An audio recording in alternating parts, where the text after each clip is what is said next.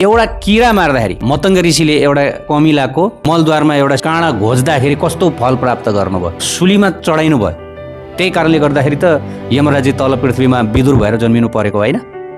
मैले त बच्चा बेलामा गरेको त्यो सानो त्यो अपराध थियो। बच्चा बेला अवध हुन्छ, तिमीले बच्चा बेलामा गरेको त्यो अपराधको मलाई यति ठुलो दण्ड दिने हो? ठुलो भएपछि मैले त्यो काम गरेको भए त ठिक छ, बच्चा बेलामा गरेको तिमीले नसोचिकन चाहिँ विचार नपुर्याइकन चाहिँ तिमीले मलाई दण्ड दिऊ, त्यो पनि यस्तो भयङ्कर सुलीमा चढाउने।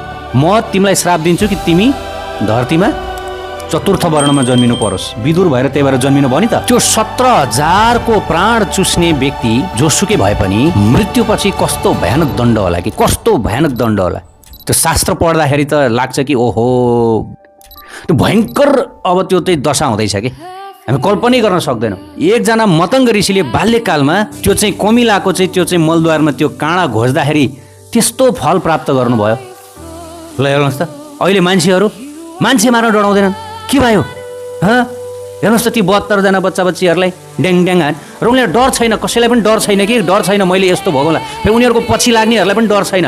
ओहो भने त्यो छैन कि कसैको मनमा अरे के होइन मान्छे मारिरहेको छ यहाँ अहिले के भएको छ र, हामीले के गरेको छ र, हामी निर्दोष छौँ, छैन आत्मग्लानी छैन। ल हेर्नुहोस् त अचम्म होइन त, भीष्म पितामहले कति जन्म अगाडि एउटा गिरगिटलाई मार्नु पनि भयो होइन, बाणले यसरी बेरेर चाहिँ काँडाको झालमा फालिदिनु भएको रहेछ, त्यो झुक्किएर फल के भयो, पुरा जिउभरि अर्जुनको बाण लाग्यो कि लागेन? दशरथ महाराजले पूर्व जीवनमा शब्दवेदी बाण हान्नु भएको थियो, कसलाई लाग्यो? श्रवण कुमारलाई लाग्यो। त्यसैको फलस्वरूप चाहिँ पुत्र वियोगमा उहाँले आफ्नो प्राण त्याग गर्नु पर्यो कि परेन? ल हेर्नुहोस् त यत्रा महापुरुषहरू होइन, भगवत पार्षदहरू, भगवानको लीलामा आउनुभएका यत्र महान पुण्यात्माहरूले त आफ्नो कर्मको फल चाहिँ भोग्नु परिरहेछ। यहाँ अरू कुरो छोडिदिनु न, साक्षात् स्वयं भगवान जगतपति हरि जसलाई कसैको श्राप पनि लाग्दैन, जसले कुनै कर्मफल भोग्नु पनि पर्दैन, समस्त कर्मभन्दा माथि हुनुहुन्छ, उहाँले त संसारमा आउँदाखेरि संसारको नियम कर्मको फल भोगेर यो कर्मको नियमलाई पालना गरिदिनु भएको छ भने हामी को? हामीलाई डरै छैन पाप कर्म गर्न, मारकाट गर्न डरै छैन। ओहो ल हेर त अब मान्छे मार्न डर छैन। कसैले 72 मारेका छन्, कसैले 17 मारेका छन्, कसैले यति मारेका छन्, उति मारेका छन् र समाजमा उनीहरूकै चर्चा छ, उनीहरूकै प्रशंसा छ, उनीहरूकै गुणगान छ, उनीहरूकै पथमा हिँड्नेहरूको त्यत्तिकै लावालस्कर छ। अनि यो भन्यो भने सबै मूर्खहरूको एउटै भनाइ हुन्छ, युद्धमा त भइहाल्छ नि, युद्धमा त मारिहाल्छ नि, युद्ध भनेको त धर्म हो, उनीहरूलाई मुक्ति गराइदिएको हो, मुक्ति गराइदिएको युद्ध भनेको। अरे युद्ध हामीलाई थाहा छैन, महाभारतमा के लेखेको छ? योद्धा बीच लडाइँ गरेर एकअर्कालाई मार्छन् भने मात्र धर्म हो, उनीहरू स्वर्ग जान्छन्। यहाँ त योद्धालाई मारेको छ, यहाँ त जो युद्ध नै गरेका छैनन्, जो बच्चा छन्, जो स्त्री छन्, यहाँ त निर्दोष छन्, क्रियापुत्री बस्ने छन्, उनीहरूलाई मारेर युद्ध हुन्छ? होइन, त्यो त नरसंहार हो। यो संसारले त्यही भएर जसलाई आफ्नो मोडेल मान्छ, हिरो मान्छ, उसलाई आफ्नो हिरो नमान्नु। यो मूर्ख समाजले कसलाई चिन्छ? जो पुण्यात्मा हो, जो सत्य धर्मको बाटोमा हिँडेको छ उसलाई गन्दै जसले यस्तै कर्म गरेर आएका छन्, क्रूर भन्दा क्रूर कर्म गरेर उनीहरूलाई आफ्नो हृदयको राजा मान्छ। जसले 5 जना व्यक्तिलाई मारेको छ, 5 जना व्यक्तिलाई मारेको फल कस्तो हुन्छ? वा जसले 50 जना व्यक्तिलाई मारेको छ, वा जसले 16-17 हजारलाई मारेको छ, 5,000लाई मारेको छ भने फल कस्तो हुन्छ? 72लाई मारेको छ भने फल के हुन्छ भन्दाखेरि हेर्नुहोस्, किनकि यो जुन पृथ्वी लोक छ, यो कोही मान्छेहरू भन्ने गर्छन् कि स्वर्ग नर्क यही पृथ्वी लोकमा छ, बाहिर जानु पर्दैन। हो, केही हदसम्म यो पनि सत्य हो, स्वर्ग नर्क यो पृथ्वी लोकमा पनि छ, किनभने यसलाई दैत्य जगत भनिन्छ। यहाँ हामीले दुःख पायौँ नरक भयो, यहाँ हामीले सुख पायौँ स्वर्ग भयो। तर यो पृथ्वी लोक भनेको चाहिँ माथिको स्वर्गलोक, तलको नरकलोकको ठ्याक्कै बिचको भाग हो। त्यही भएर यहाँ सुख पनि हुन्छ, दुःख पनि हुन्छ, होइन ठ्याक्कै त्यो मिश्रित छ कि यहाँ मिश्रित छ। त्यही भएर हामी कोही मान्छेहरूले एकदम नारकीय दुःख पाएको पनि देख्छौँ, कोही मान्छेले एकदम स्वर्गीय सुख पाएको पनि देख्छौँ। स्वर्ग नर्क छ यहाँ पनि, तर मान्छेको पाप यति भयो कि अब त्यो पापको लागि उसलाई यो पृथ्वी लोकको दण्ड, यो पृथ्वी लोकको नरकले पुग्दैन, यो पृथ्वी लोकको नरक भोगाएर उसलाई पुग्दैन। जस्तै 5 जनालाई मारेको छ यदि कसैले भने, त्यो 5 जनालाई मारेको व्यक्तिले उसले 5 चोटि मर्नुपर्छ, 5 पटक ऊ मरेपछि मात्रै उसको त्यो 5 जनालाई मारेको पाप कट्टा हुन्छ अथवा पाप शुद्ध हुन्छ। 5 चोटि ऊ मारिनै पर्छ। 5 जनालाई मारेको छ भने, 100 जनालाई मारेको छ भने 100 चोटि मारिनुपर्छ, 1000 जनालाई मारेको छ भने 1000 चोटि मारिनुपर्छ, 72 जनालाई मारेको छ भने 72 चोटि मारिनुपर्छ, 17,000लाई मारेको छ भने 17,000 चोटि नै मारिनु पर्यो। यो हामी जुन बसेको लोक, यहाँ त एकचोटि मात्र व्यक्ति मर्छ, 2 चोटि मर्दैन, 1 चोटि मात्र मर्छ। जतिसुकै मारे पनि 1 चोटि मारिन्छ, हो किन? जस्तै कोही कोही व्यक्ति कोही कोही अपराधीहरू उनीहरूले एकदम भीषण अपराध गरेका हुन्छन्, 100 जनालाई मारेका हुन्छन्, अनि कसैले 1 जनालाई मारेका हुन्छन्। दुवैलाई यहाँ हद्दोमा हद्दो दिए मृत्युदण्ड, त्यहाँभन्दा बढी त कसैले दिन सक्दैन। सबभन्दा अन्तिम दण्ड भनेको के हो? मृत्युदण्ड वा जन्म कैद, होइन? हामी त्यही त देख्छौँ नि, कसैले 100 जनालाई मारेको छ भने पनि उसलाई जन्म कैद दिया हुन्छ, अनि कसैले 1 जनालाई मारेको छ भने पनि उसलाई जन्म कैद दिया हुन्छ। भन्न खोजेको यो जुन पृथ्वी लोक छ यहाँ उसले पाउनुपर्ने दण्ड दिनै सकिँदैन।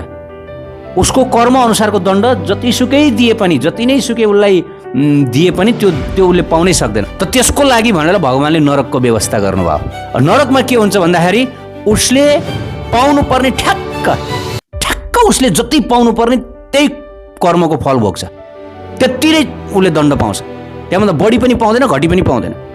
हो, त्यसको लागि भगवान्ले नरकको व्यवस्था गर्नुभयो। न त यही पृथ्वीको दण्डले उसलाई पुग्थ्यो नि त, पुग्दैन।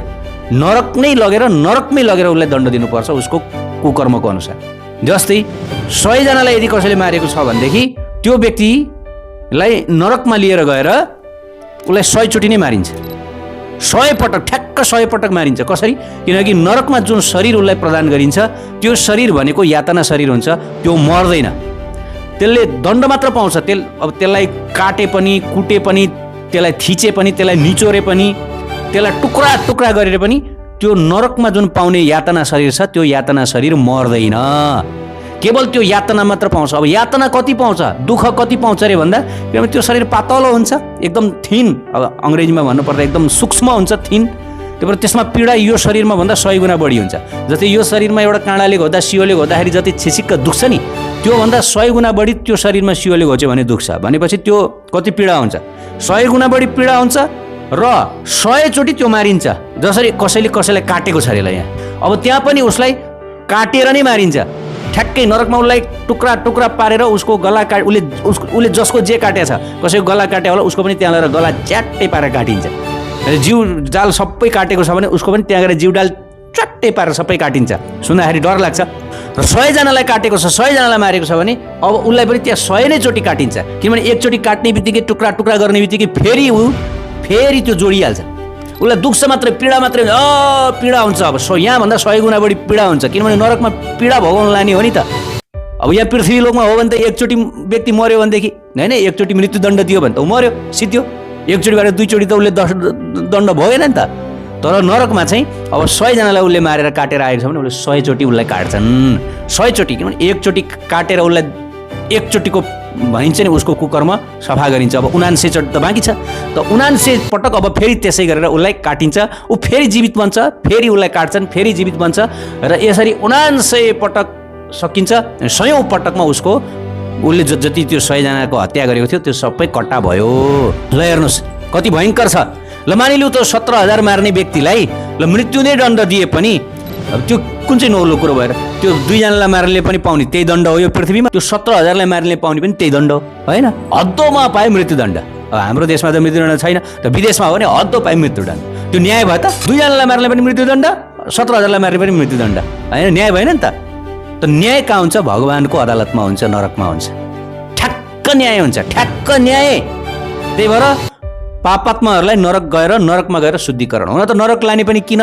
उसलाई दण्ड दिन, दुःख दिन भने पनि त्यो सुधार गर्नको लागि। बाबु तिमीले मानव जीवन पाएर यति धेरै पाप कर्म गर्यौ, भगवानको भक्ति गरेर, तिमी भगवानको नाम स्मरण गरेर, पवित्र कर्म गरेर आफ्नो जीवन बिताउनु पर्ने ठाउँमा मानव जीवनको उद्देश्य त भगवत धाम जानको लागि हो। तर तिमीले चाहिँ अरूलाई दुःख दिएर, अरूलाई रुवाएर तिमीले जीवन बितायौ, मारेर काटेर जिन्दगी बितायौ। अब तिमीले त्यही फल भोगा, ताकि त्यो फल भोग्दा उसको मनमा के आउँछ भन्दाखेरि ओहो गलत गर्न नहुने, अरूलाई काट्न मार्न नहुने रहेछ भन्ने कुरा उसले त्यो महसुस गर्छ है। कतिले महसुस गर्छन् र अनि फेरि अर्को जन्म जुन मानव जन्म पाउँछन् नरक भोगेर, त्यसपछि उनीहरू सुध्रिएका हुन्छन्। अब त कति त सुध्रिँदैन। जसरी यही संसारमा पनि झ्यालखानमा गएको व्यक्ति सबै सुध्रेर आउँछन् भन्ने छैन, 100औंमा 1-2 जना सुध्रेर आउँछन्। परीक्षित महाराजले त्यही कुरा गर्नुभयो, होइन? यो जुन नरकमा लगेर जुन दण्ड दिइन्छ भयङ्कर, त्यसबाट पनि जीवको परम शुद्धि हुँदैन। फेरि ऊ यहाँ आउँछ अनि हस्त स्नान जस्तो हुन्छ। हात्ती के गर्छ? नुहाउन त जान्छ, तर नुहाएर फेरि यहाँ किनारमा आउँछ। किनारमा आएर चाहिँ उसले पहिलाको भन्दा पनि धुलो छर्केर आफूलाई फोहोरी बनाउँछ, दुर्गन्धित बनाउँछ। त्यसरी नरकमा उसले सजाय त भोगेर आयो, ऊ शुद्ध भएर आयो, ऊ पाप पखालेर आयो, तर यहाँ आएर फेरि पनि उसले त्योभन्दा पनि दोब्बर पाप कर्म गरेका पनि छन्। हुन्छ, किनभने त्यो सुध्रन चाहँदैन ऊ श्रृङ्खल जीव। त यो संसारमा सबभन्दा परम जुन शुद्धिकरण छ अर्थात् पाप पखाल्ने जुन विधि छ त्यो विधि बताउनुहोस् भन्दाखेरि अनि सुखदेवजी महाराजले भक्ति मार्गको उपदेश दिनुहुन्छ, भगवत शरणागतिको उपदेश दिनुहुन्छ कि यो संसारमा प्रायश्चितको आफूलाई शुद्धिकरण गर्ने सबभन्दा सर्वोत्तम मार्ग भनेको भगवत शरणागति हो। भगवानको शरणागति, भगवानको नाम जप, भगवानको कीर्तन र भगवत भावनाले युक्त हुनु, त्योभन्दा ठुलो समस्त पापहरूको परम निराकरण केही पनि छैन, शुद्धिकरण।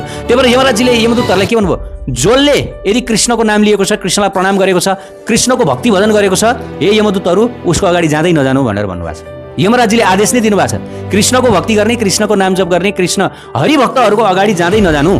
जब अजामिललाई यमदूतहरूले लिन आउनुभयो, अजामिलले अन्तिम समयमा चाहिँ नारायण नाम, यद्यपि उनले पाप कर्म गरेका थिए जीवनमा, अन्तिम समयमा नारायण नाम लिएपछि पनि यमदूतहरू लिन आउनुभयो। तर नारायण त आफ्नो छोरालाई बोलाएका थिए, भगवान्लाई बोलाएका थिएनन्। तैपनि त्यो अन्जानमा भगवान् नारायणको नाम हरिको गर्दाखेरि बचे।